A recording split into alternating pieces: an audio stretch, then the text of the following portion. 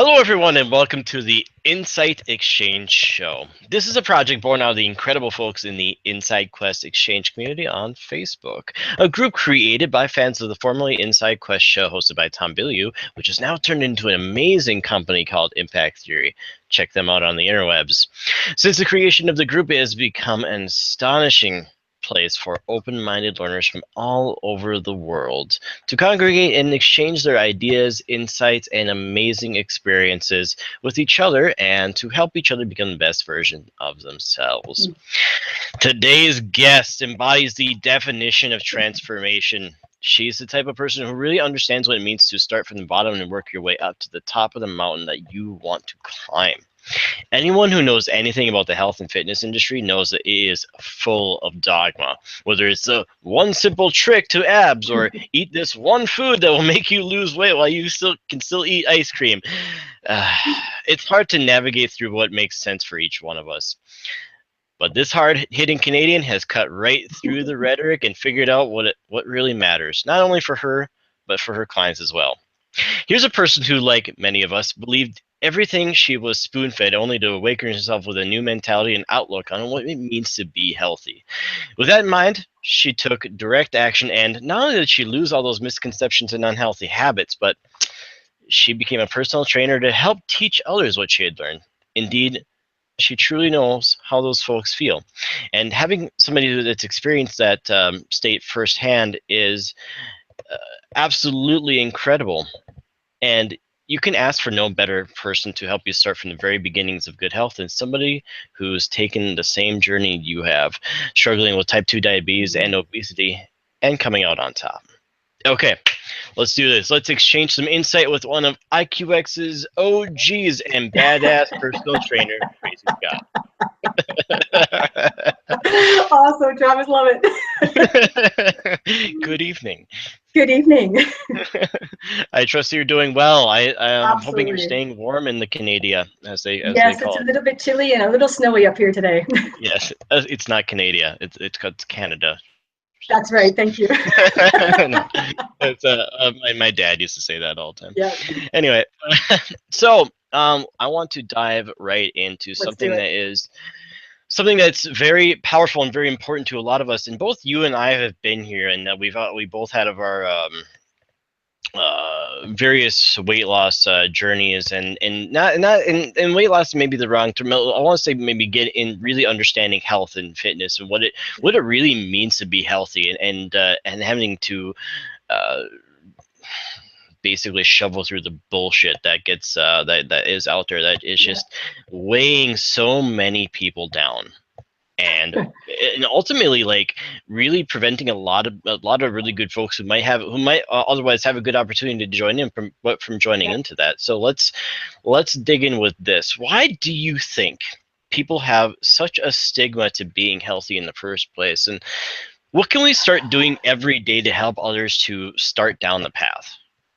Wow, that is a really good question, and it's hard to even know. I don't know. I think it's like you said, there's just so much bullshit out there that we're told we need to look a certain way, act a certain way, do certain things to be happy. And it's impossible to do what's expected of us. It's like you were saying in the intro, it's not that one simple pill or that one simple exercise. And we all know it, but we know that it's evolution, it's neuroscience, it's our brain is trying to protect our body from being hurt. It's really what it comes down to. Our brain does not like us to be uncomfortable. So it's easier to think if I take that magic pill or do that special exercise, it's going to blast away my abs. It's going to fix everything. We're going to be happy, and you won't be. Right. Yeah. That's so true. I mean, there's so many there's so many like pieces of dogma and little things that people are getting bombarded by, and and there's no like one crazy little trick or one crazy little diet plan or whatever that's going to be the end all fix all for everyone. There's some universals, like, absolutely, but it's about knowing your body. It's about wanting to be there in the first place and then making some choices. Yeah. And it's also not being fixated on the scale. So too many people are fixated on the scale or the size of their clothes that they wore in high school or whatever it is. And again, it's bullshit. Weight is just a number that reflects so many different things that our bodies are composed of. Sizing of clothes is just a bullshit industry anyways, and it completely doesn't even make sense store to store. So you're just fighting a losing battle if those are the two things you're measuring yourself on. It's just, you may as well just give up now. For sure. And yeah, you're totally right. It's like the scale lies. It's not accurate. I mean, come on. I could be. I remember when I was in high school, when I turned 18, I was like $150, give or take, and and that number then and now, and coming down to around, I don't know, I walk around 180 now, but I mean that. I'm just bigger generally. I thought like 130 pounds or like 30 pounds added onto that 150, 180 when I was just getting bigger, when I was gaining weight, just being unhealthy. That weight versus my 180 now, it's different. It's body composition. That's why it's not the scale. It's body composition. You have a higher lean muscle mass now than you do a fat percentage, and it makes all the difference. And I feel better. I feel way different. Exactly. That's why I always say to my clients, it's all about how your clothes fit. And I get so frustrated when I hear, but a pound of fat weighs less than a pound of muscle, or whatever it is, that common misconception. I'm like, no, a pound is a pound. It's just muscle is less dense and takes up less space. It's as simple as that. And you can do more. Yeah, and that's why I get so frustrated with BMI and anything that's based on height and weight. It's just crap. Yeah, it's what feels good for you. Yep, it's all about how you feel, what you can do, and what you want to do. Can you do the things that you want to do? It's like we were talking earlier. When I was younger, I used to always want to be, hiking and zip lining and stuff like that. Go make that happen. Then give yourself the body that allows you to do what you want to do. Absolutely. I heard a really great piece of advice about when people talk about body composition and things like that, and wanting the six pack or this, that, or the other, and worried about gaining this or looking this way or having this body part, whatever. Okay, so it looks like this. Don't focus on that. Think of it this way. If you're gonna be this badass rock climber, guess what? You're gonna look like a badass rock climber. Yep. If you want to be able to bench 400 pounds, you're going to look like you're going to look a certain way. Say if you want to run ultra marathons or even just marathons, you're going to look a certain way versus a sprinter. Absolutely. Because it recruits muscles a certain way. It just is what it is. Yeah, it all comes down to you're going to be lanky or you're going to be full of muscles. Or somewhere in between. And it's really, when you start thinking about you want to look a certain way, it's like, whose standard is that? Right? That's just society telling you need to look a certain way. How do you want to look? Yeah. What do you want to be able to do? And what are you willing to give for it? Like, I'm a firm believer in the 80-20 rule, because I see it with clients all the time where they beat themselves up for having that glass of wine or a piece of cake. I'm like, you got to live. Yeah. Like, if you do well 80% of the time, live your life. Like, you can still have a good time doing stuff. You don't have to say no all the time. You just can't say yes every day. Yeah, right. It's not cake for every meal, but but it's not like you can't drink every day. You can't smoke it. It's all like anything in excess will have its consequences. Same with too much exercise. Too much focus on eating food a certain way has its consequences, and they're not all good. Yeah. Yeah, I mean, you don't want me. You can work out 7 days a week if you want to, but I mean, again, like you need to give your body a little bit of rest too. I mean, that's and your brain. It's that whole mind-body connection we were talking about earlier. It's important to your brain needs some time off as well. Absolutely, yeah. It makes such a difference. It really just comes down to what do you define your health as? That's right. Again, I go back to what is it that you want your body to be able to do for you, and how do you want it to feel when you're doing that? If you're comfortable wanting to ride around in a scooter and a walker when you get older, that's fine. Or like we were saying earlier, if you want to sit and eat cheeseburgers every night, have at it. Yeah, but if you want to be out doing different things, you got to give it some thought.